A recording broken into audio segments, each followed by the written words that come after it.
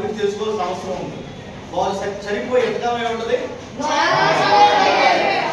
చనిపోయి 100 సంవత్సరాలు, పుట్టి 120 సంవత్సరాలు. ఎన్ని సంవత్సరాలు జీవించారు ఆయన? 27 సంవత్సరాలు. ఎంతకాలం? 27 సంవత్సరాలు మాత్రమే జీవించారు. ఓకే, జయంతి అంటే ఏంటి? చనిపోయిన తర్వాత వచ్చే పుట్టినరోజు అంట. బతుకున్నప్పుడు పుట్టినరోజు, చనిపోయిన తర్వాత ఆయన ఉండవు. కానీ ఆయన పుట్టినరోజు ఎవరు జరుపుకుంటాము? మనం జరుపుకుంటాం. చాలా మంది చనిపోతూ ఉంటారు. అందరూ పుట్టినరోజు జరుపుకుంటావా? ఎవరు పుట్టినరోజు జరుపుకుంటాం? ఓకే, సాహసాలు, త్యాగాలు, పోరాటాలు, ధైర్యశీలు, ఈ యొక్క సమాజాన్ని చెప్పండి, సమాజాన్ని కాపాడిన వాళ్ళు, మనలో స్ఫూర్తి నింపిన వాళ్ళు, మార్గదర్శకుల యొక్క జయంతులు జరుపుకుంటాం. ఓకేనా? వారు స్వతంత్రం అంటే మనకు మీ అందరికీ తెలుసు. మన దేశాన్ని ఒకప్పుడు 1947 ముందు బ్రిటిషర్స్ పరిపాలించేవారు. వాళ్ళనే తెల్లవాళ్ళు అంటారు. మరి మనల్ని వేరే దేశం వాళ్ళు పరిపాలిస్తున్నారు అంటే వాళ్ళ కంట్రోల్లో మనం ఉండాలి. ఎలా ఉన్నారు వాళ్ళ కంట్రోల్ అంటే? వాళ్ళ కంట్రోల్ ఎలా ఉన్నామా? బాధితులాగా, పట్టు బాధితులాగా. ఓకే, కాబట్టి అంటే ఎంతో మంది త్యాగదర్శులు మనకు స్వతంత్రాన్ని సంపాదించి పెట్టబట్టి ఈ రోజున మనము ధైర్యంగా, హక్కులతో, అవకాశాలతో సంతోషంగా మనం జీవిస్తూ ఉన్నాం. ఓకే, మీకు ఆల్రెడీ కాంపిటీషన్స్ కనెక్ట్ చేశారు కదా మేడం గారు? మా ఎంతమంది ఎక్కువగా డిలీట్ చేశారు కూడా?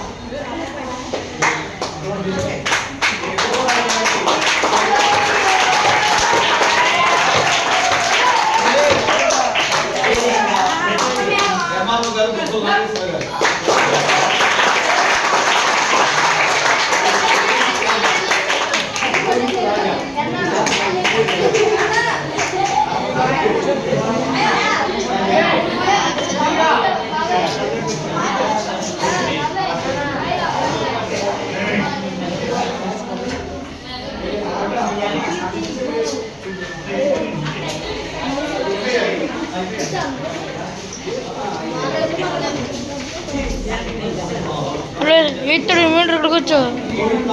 బాబు చదువుకుంటున్నారు, వచ్చారు.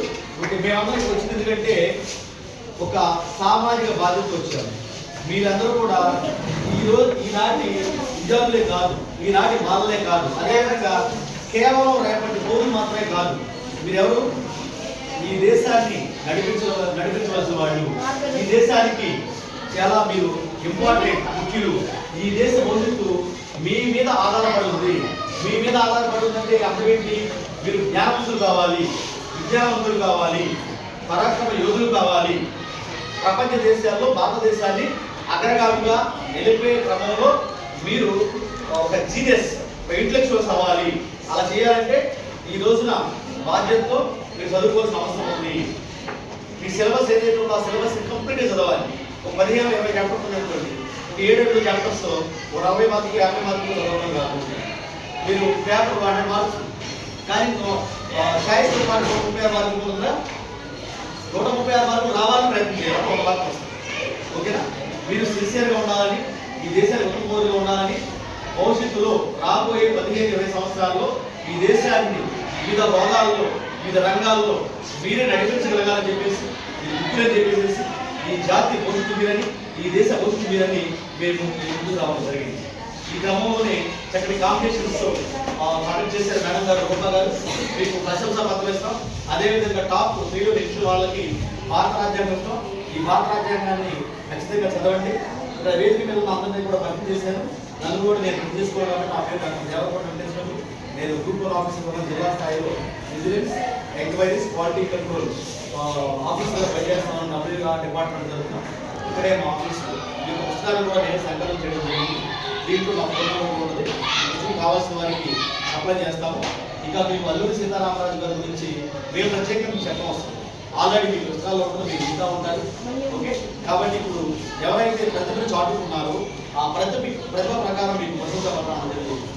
మీరందరూ కూడా ప్రతి ఒక్కరు కూడా లక్ష్యాన్ని నిర్దేశించుకోవాలి. ప్రతి ఒక్కరికి కూడా లక్ష్యం ఉండాలి. లక్ష్యం లేకుండా ఎవరు ఉండకూడదు. అదేవిధంగా ఆ లక్ష్యాన్ని ఛేదించడం కోసం, మీ ఎయిమ్ని ట్రాక్ చేయడం కోసం ఖచ్చితంగా ప్రతిరోజు కూడా ఆ ఎయిమ్ అంబిషన్ మీ మైండ్లో పెట్టుకోవాలి. రోజుకు 5 సార్లు మీ యొక్క ఏదైతే లక్ష్యాన్ని ఏర్పరచుకున్నారో ఆ లక్ష్యాన్ని మననం చేసుకోవాలి. అది ఎలా చేయాలంటే ఉదయం నిద్ర లేచిన వెంటనే ఉదయం టిఫిన్ చేసేటప్పుడు, మధ్యాహ్నం భోజనం చేసేటప్పుడు, నైట్ భోజనం చేసేటప్పుడు, నిద్రకి ఉపక్రమించేటప్పుడు మీరు మీ యొక్క లక్ష్యం ఏదైతే ఉందో ఆ లక్ష్యాన్ని నెమరు వేసుకోవాలి. ఫర్ ఎగ్జాంపుల్ ఐఏఎస్ అవుతా అంటారు, ఐపీఎస్ అంటారు, లాయర్ అంటారు, ఇంజనీర్ అంటారు, డాక్టర్ అంటారు, ముఖ్యమంత్రి అంటారు, రాజకీయ నాయకులు అంటారు, లేదా టీచర్ అంటారు. ఈ విధంగా ఖచ్చితంగా ప్రతి ఒక్కరు కూడా రోజుకి 5 సార్లు మీ లక్ష్యాన్ని మనం చేసుకోవాలి. ఏ ఒక్కరు కూడా మీలో ఉన్న ఏదైతే లోటుపాట్లు ఉన్నాయో, లోపాలు ఉన్నాయో ఆ లోపాలను హైలైట్ చేసుకుని మీరు కుంగిపోకూడదు. మీరు ఆత్మవిశ్వాసంతో ఉండాలి. నెక్స్ట్ మిమ్మల్ని మీరు ప్రూవ్ చేసుకుంటున్న విధంగా ఉండాలి. మీలో ఎన్ని లోపాలు ఉన్నప్పటికీ కూడా మీలో పాజిటివ్స్ ఏదైతే ఉన్నాయో వాటిని పునాదులుగా చేసుకుని అంచెలంచెలుగా మీరు ఎదగాల్సిన అవసరం ఉంది.